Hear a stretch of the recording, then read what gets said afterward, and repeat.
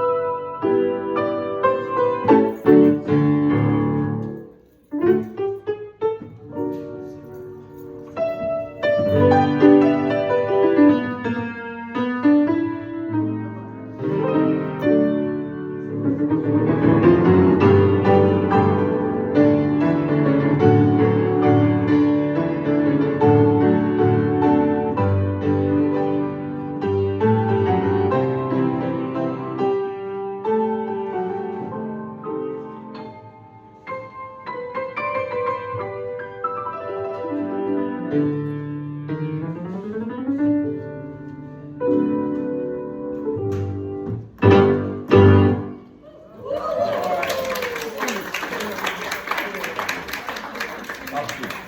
Well, so I'm going to play, you know what happens, I told you my excuse story about being in Mexico and not really. Yes.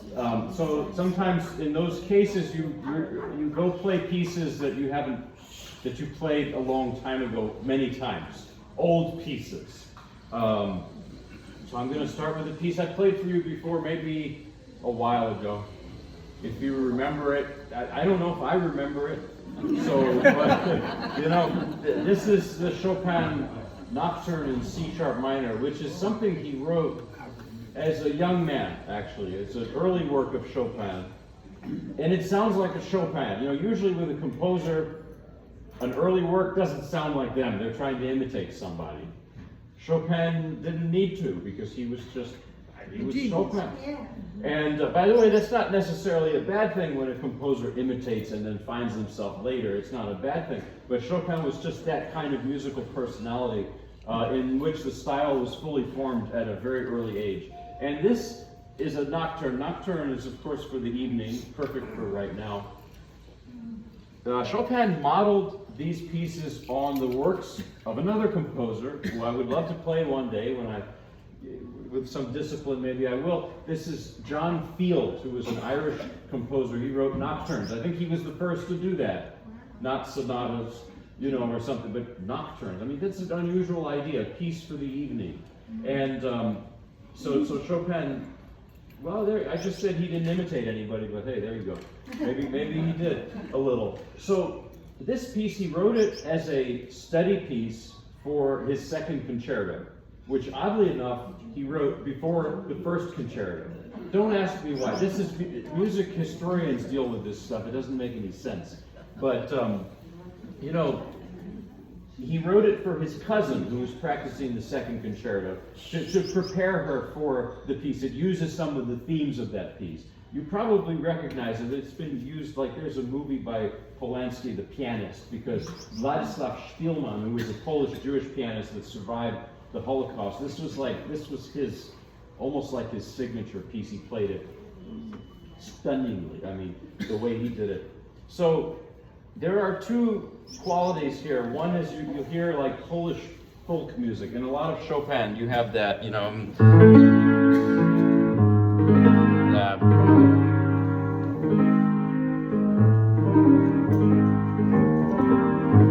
got a little tongue-tied there, but you'll hear it. You'll also hear something that it sounds very operatic, because Chopin was obsessed with Italian opera.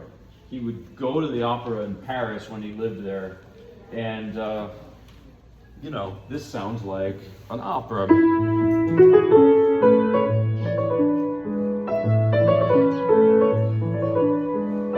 If you just put Italian words to it, it would be a Bellini or Donizetti aria. It would be perfect. So here is the C sharp minor nocturne by Frédéric Chopin.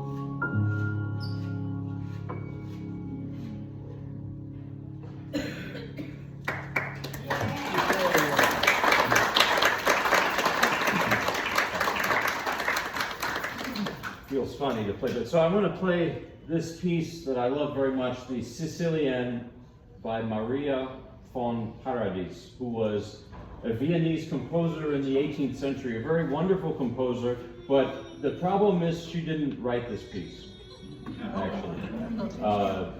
It's attributed to her by a Polish-Jewish violinist, Samuel Dushkin, who ended up living in the US. He claimed that he found this piece by her, and it's not. Why did he do that? Fritz Kreisler did this sort of thing as well a lot, and I've played you several pieces along these lines because this was a popular thing to do. Look, if I told you if I said, look, here's a piece I wrote, and I played it for you, which I'm very shy to do that. I haven't written a lot of things, but people might not take it so seriously. But if I told you, well, I discovered this piece by Beethoven nobody knows, but I actually wrote it, you might, yeah, I think that's the logic here. And so it doesn't matter who wrote it. I mean, whether it was Maria von Paradis or Dushkin, the piece is beautiful. And what a Sicilienne is, it's a rhythm, it's a dance form that originates obviously in Sicily. I played it somewhere and a lady said, it doesn't sound Sicilian to me. It doesn't necessarily have to, but the roots of the rhythm are Sicilian. That's the point. It's not necessarily a musical depiction of Sicily. The rhythm of the Sicilian is...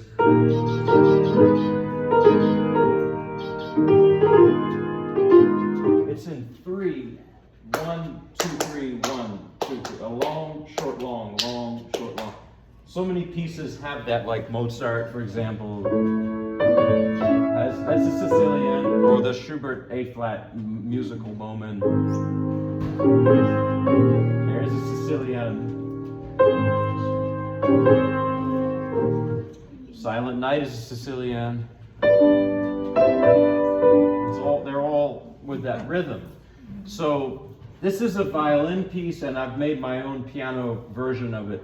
There's something about it, I mean, I told you the background of it, but the mood is hard to put into words, but it's a very bittersweet, nostalgic piece. One of my absolute favorite musicians and humans was Ivry Gitlis, this violinist who's been kind of like a, role model for me in many ways. And he played this in his later years. He died at 98, and he kept playing up until his last, year, really.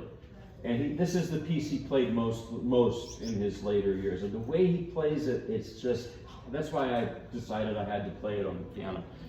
So here is the Maria von Paradis, or actually Samuel Dushkin, Sicilian.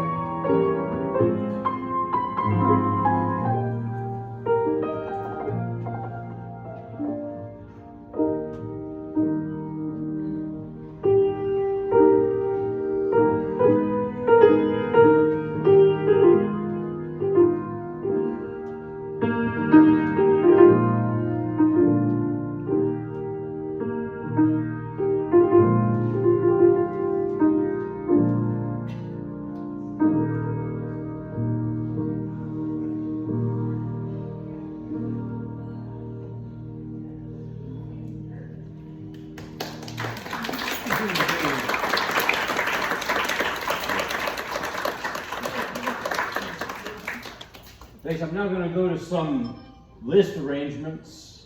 First one is the Serenade by Schubert.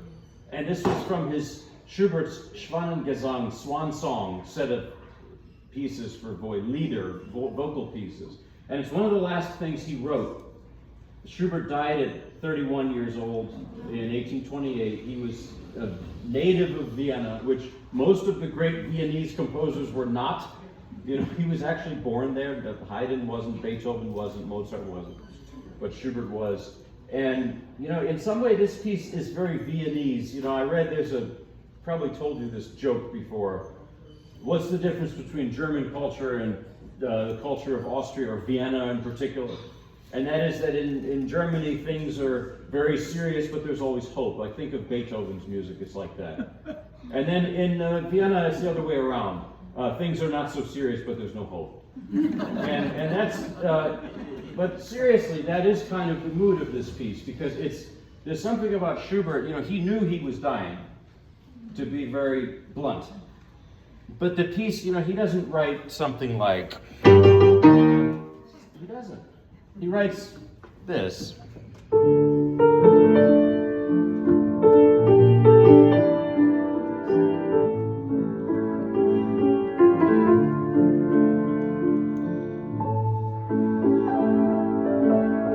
It's almost like he's sitting, you know, he loved to sit in the coffee shops in Vienna and just, well, actually, look at Beethoven, who was also there. He was afraid to talk to him. There were stories about that. He was so shy. He would just sit from afar. But I don't know, there's like that feeling of just sitting in a coffee shop and watching the world go by. And yeah, he knew he was dying, but there's a lightheartedness to it. That's almost, I think, what can be so tragic with Schubert's music, is it's the understatedness of it.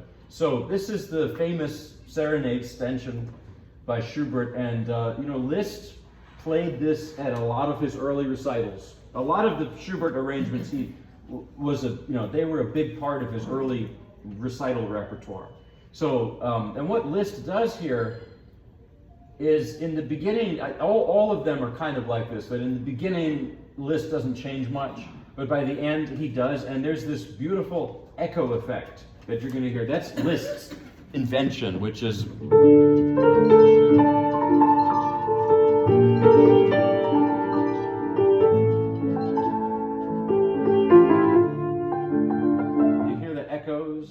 It's almost like I need to have really three hands to play it. So here is the Schubert Liszt arrangement of the Stenchen Serenade.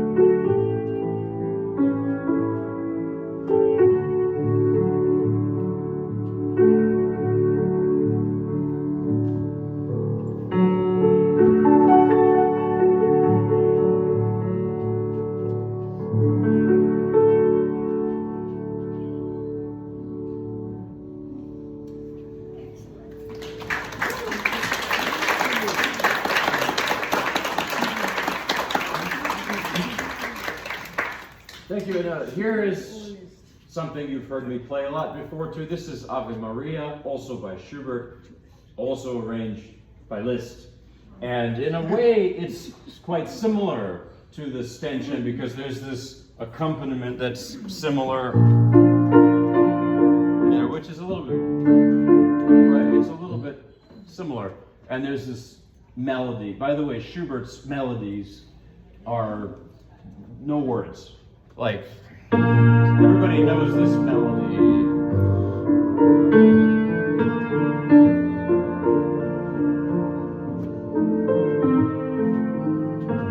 Like, where does that come from? You can sit around and analyze music and study, but there's no way to explain that, I think. And I think Schubert's melodies were just a sort of a miracle that just came. And the text for this, if I were to actually sing, which you don't want to know about that, I think I've told you, it's not the Latin text that we normally hear it sung to. It's a different text, a German translation of a section, a fragment of Sir Walter Scott's poem, The Lady of the Lake.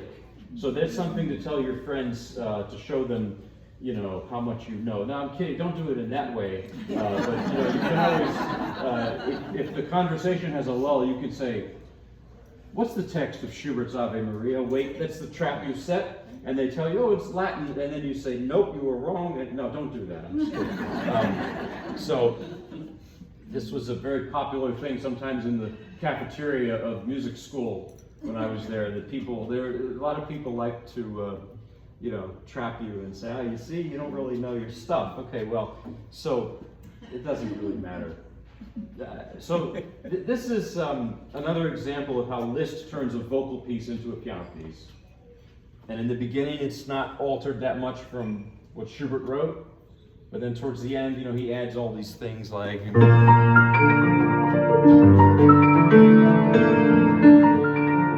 all the fluff in the right hand. Another thing he does is he changes the register, sometimes like in the last one too. He'll give you the melody up high and then give it down low, usually in the thumbs of the left hand, which is kind of annoying to play. But it just creates a different effect for each verse, so it's not repetitive. Because when the original version, it's like a hymn or something. It has different words for the same music that repeats many times. But Liszt understood that could get pretty dull with the solo pianist doing that without the words. So here is Liszt's reimagining of Schubert's Ave Maria.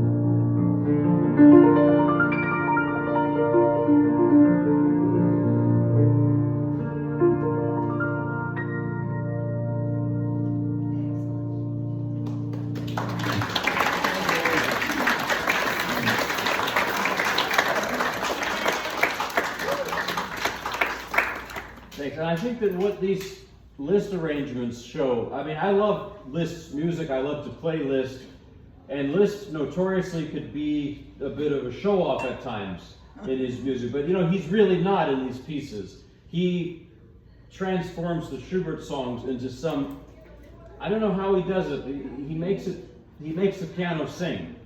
And the piano is technically a percussion instrument. Not that percussion instruments can't sing, is not what I'm trying to say, but it's got hammers in it, for goodness sake, hammers. And Liszt somehow makes it not sound like that.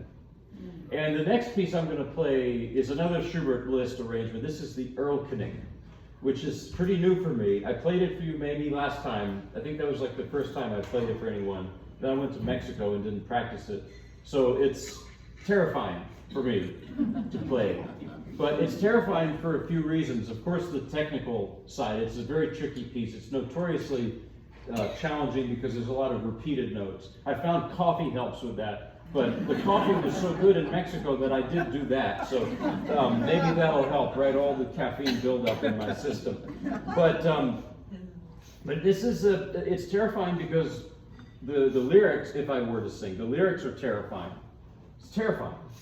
The poem of the text is Goethe, and the text has four characters: a narrator who tells us what's going on, a father, a son, and this weird supernatural thing that lives in the forest named the Erlkönig, which might mean elf king in Danish, I read, but it's not clear even if that's what it means. It's kind of a weird character. Think of him as a ghost or something.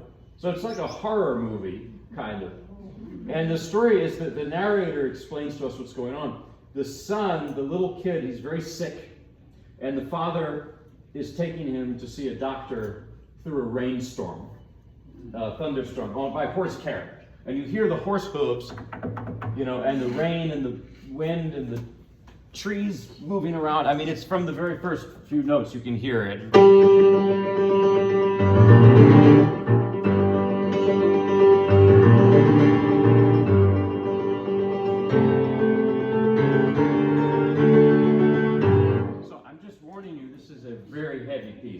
There's no lightness about it. If you were used to hearing Mozart Mozart all your life and you heard this in 1815, pretty shocking, really. So the story, I mean, it's a dialogue between these characters. And a good singer like Dietrich Fischer-Dieskau, when he sang it, could change his voice to sound like the different characters. It's incredible. He would do the part of the son, change his voice a little higher, and then the father's voice lower, etc. So the son keeps telling his father in German, he says, mein Vater, he says, there's this ghost talking to me, telling me to come to him. And the Erlkönig represents death. The father keeps saying, mein Sohn. It's not true, you're imagining things, the rain is playing tricks on your mind. You're not really hearing it. It's an illusion, okay? And the strangest part of the piece is the Erlkönig's part. When the Erlkönig sings, the music becomes completely peaceful.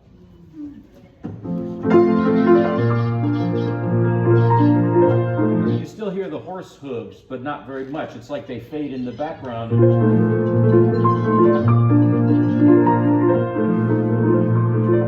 And that's something interesting. That's in a major key. The rest of the piece is in minor. You know, this is minor, this is major. You hear the difference? That's music theory in a nutshell. But think about this. Alfred Brendel said, he was a great pianist, Austrian pianist. He said that with Schubert, when you have music in the minor key, it represents reality, which was cold and harsh for Schubert in his life.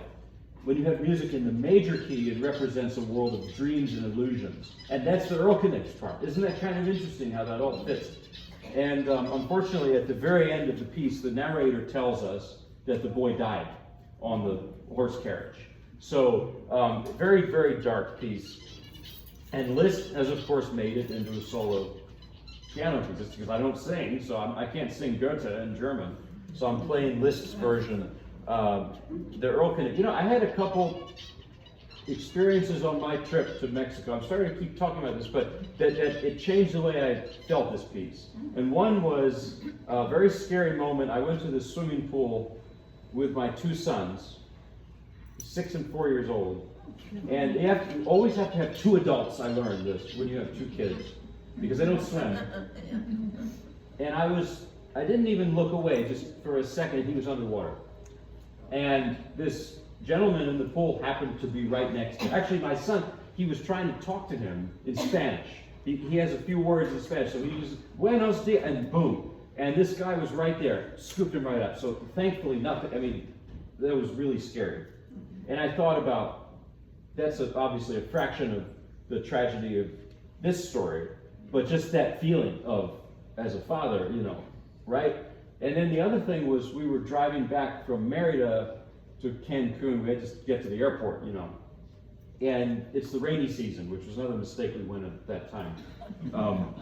Thunderstorm, wind, rain, driving through the rainforest. And I was thinking about the Erlkönig. I should have been focusing on the road more, I think. But, you know, I was thinking about this piece, because that's it, really. So here is the Erlkönig by Schubert, arranged by Liszt.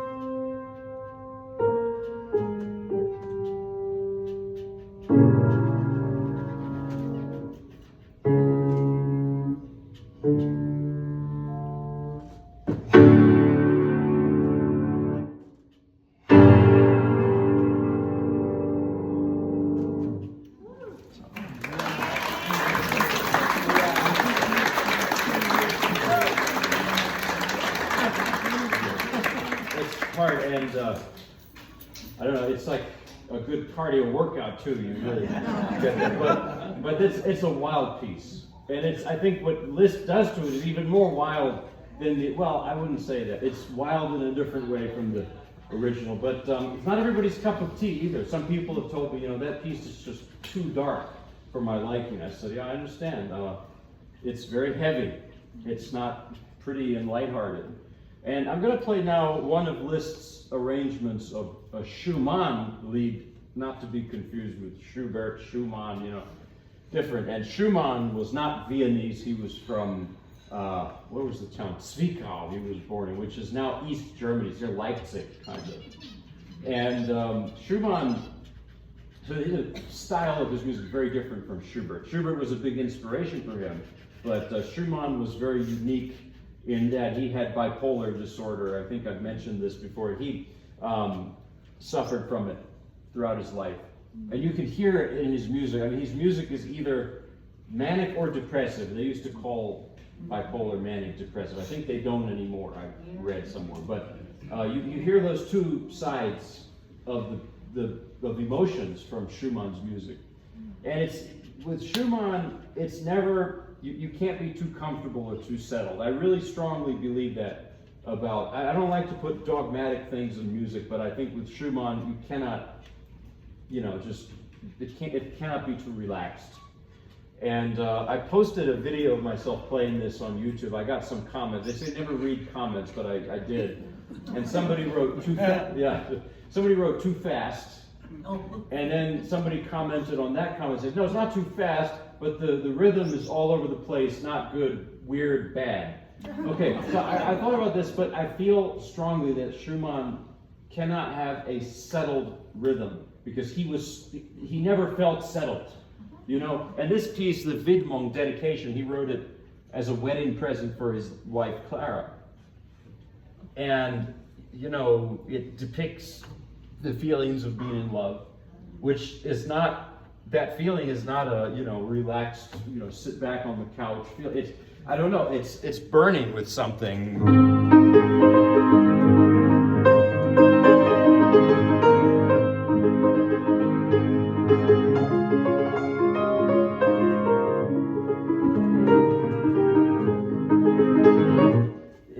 The adrenaline of the feeling of being in love. There's this transition that's really extraordinary in the middle. It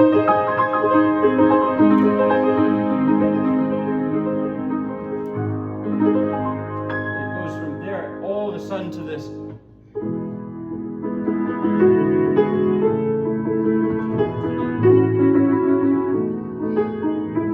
That change there from this to. In music theory, that's not really allowed, to go from A flat major to E major. Well, where did that come from? They're very distant harmonies. You know what it sounds like to me? It's that if you're talking to someone that you might be in love with or something, your heart skips a beat, and there's that feeling there, or you're breathless for a second. It's all there in Schumann's music. So to me, Schumann's music, it's always on the edge of something. The edge of not being comfortable, of maybe insanity, This is a very exhilarating piece, and it's very over the top. So this is Liszt's arrangement of Widmung by Robert Schumann.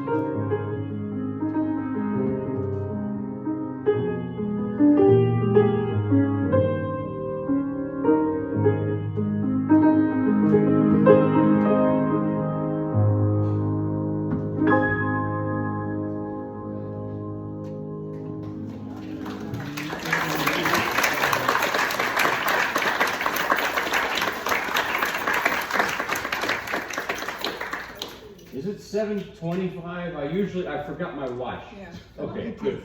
So a couple more things, short pieces.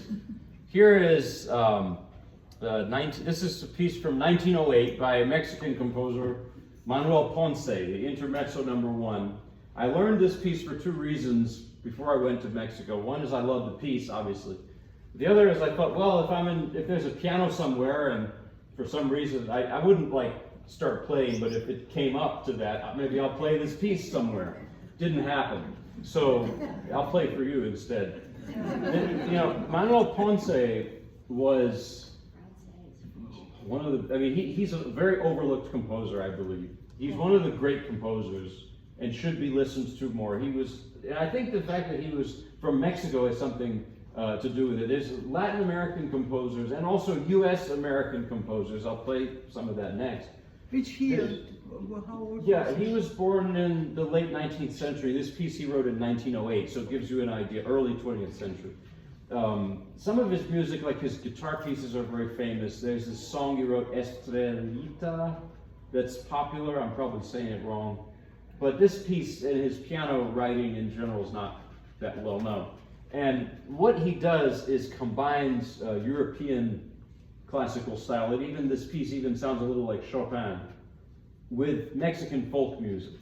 Because he went to study in Europe, tried to be a European composer, then went back to Mexico and realized, you know what, I don't want to be a European composer. So there's this fusion of sorts. So this is it's a short piece, and it's very melancholic, very beautiful piece. I love it. So here is the Intermezzo number 1 by Manuel Ponce. Have you?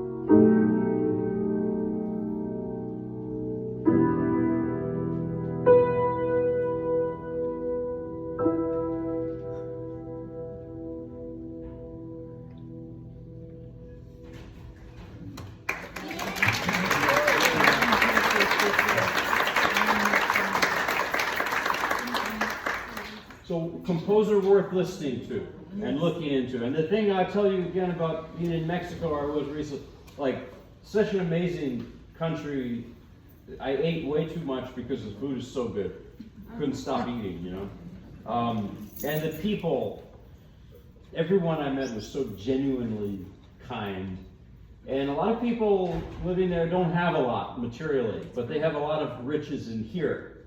And that's what this piece is for me. You know, this, I'm wearing this. This is a guayabera I bought in a village an hour away from Merida. And they got a little bit upset with me because I tried to say in my bad Spanish, por favor, una camisa, or something like a shirt.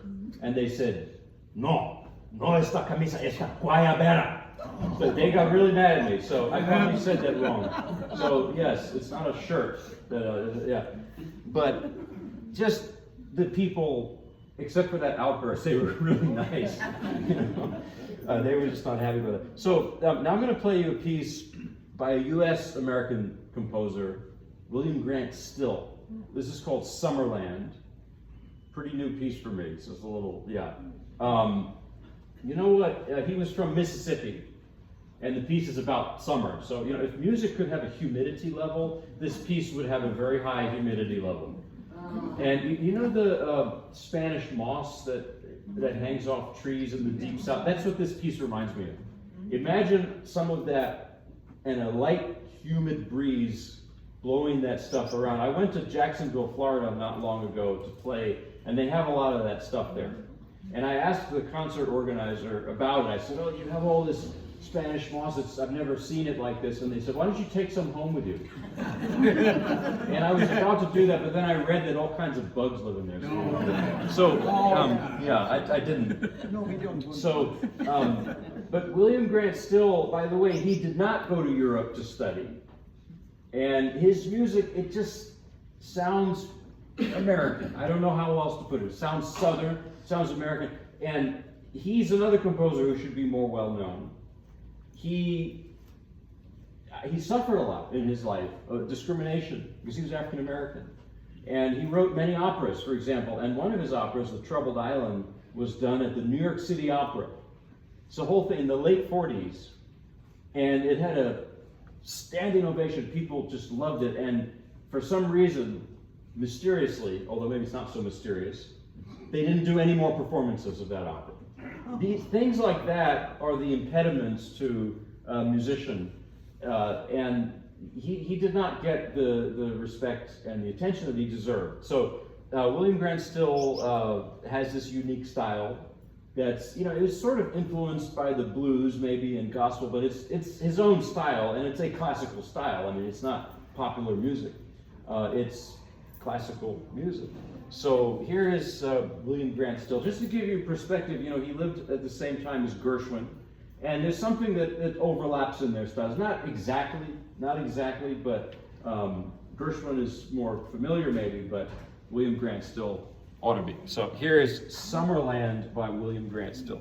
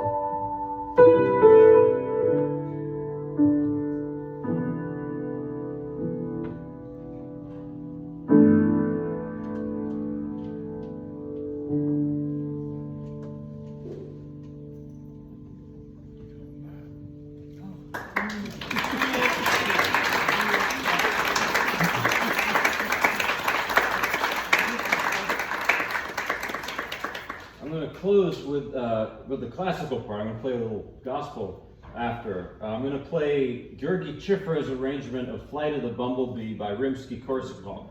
So go back to some European music, but you know, this all ties in because if you're in the deep south or you're in Mexico, you might come across a bumblebee or two.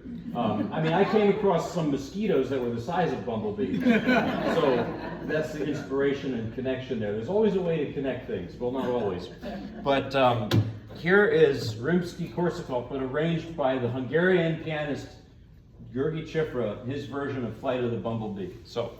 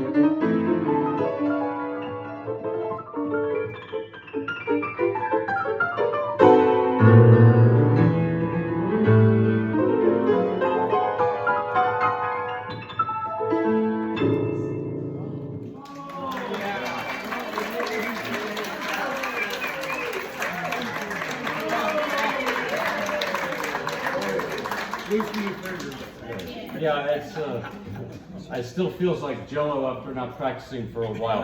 So, but you know, a piece like that will get you back quickly, hopefully. So I'm going to play some gospel. These are some gospel things that I played for you like years ago. So as I said, maybe, I don't know if you'll remember, I don't know if I'll remember it because it's been that long. So sometimes what's old becomes new again. And I want to play you a Thomas A. Dorsey gospel song, Peace in the Valley. By the way, not to be confused with the wonderful, also big band guy, Tommy Dorsey, different people. Thomas A. Dorsey was one of the pioneers of gospel. He was born in Georgia and was a blues musician named Georgia Tom. That was his nickname. And then he went over to gospel music and moved to Chicago. And he wrote many things for Mahalia Jackson. They were very close. So, and some of the stories behind the pieces he wrote, the songs, they're incredible. Peace in the Valley, the music and words just came to him when he was on a train going through Ohio somewhere, the Midwest. And he heard the news that Pearl Harbor had been attacked. And the music and words just came to him. There will be peace in the valley someday. It's incredible. So here it is. You may have heard, a lot of people sang it. Even Elvis sang it, you know. So here it is.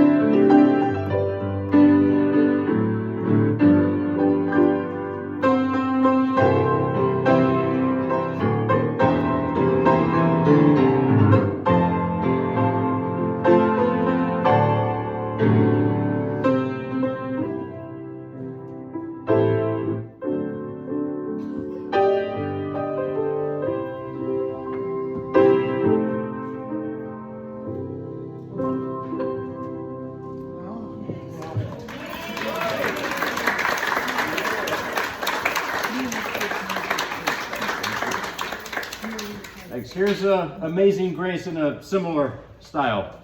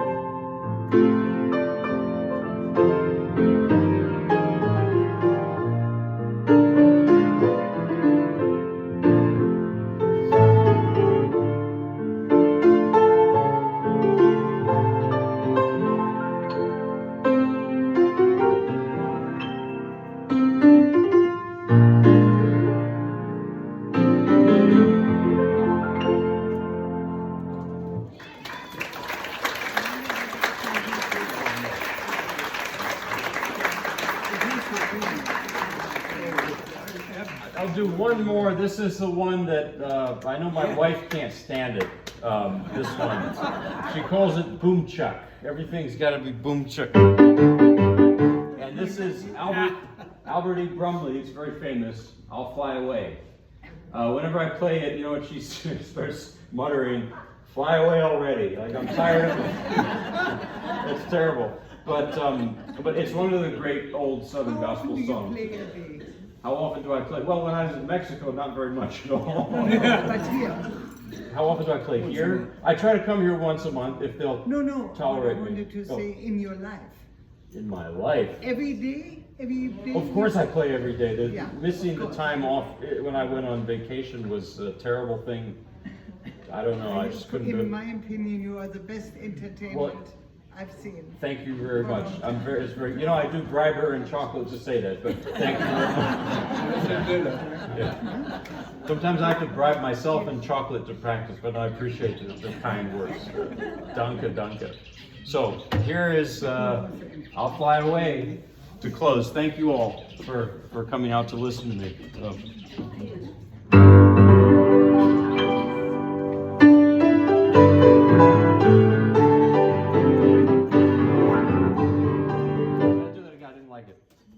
I don't know why. It didn't click, you know.